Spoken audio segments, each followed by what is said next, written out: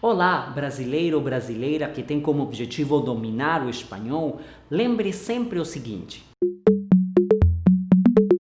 La R es la letra que más sonidos tiene. A veces es R, como en caro, barato, Carmen, arte.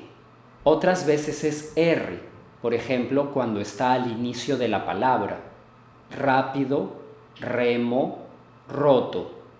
También es fuerte cuando se escribe como doble R entre dos vocales. Carro, arroz, correo, arriba, cerro. Una palabra puede presentar los dos sonidos. Recordar, Ricardo, correr.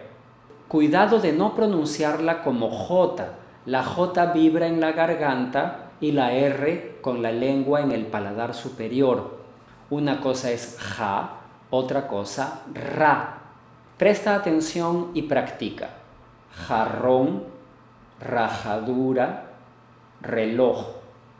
En nuestro canal de YouTube pasaré algunos ejercicios para los brasileños y brasileñas que tienen alguna dificultad para pronunciar esta versión fuerte de la R.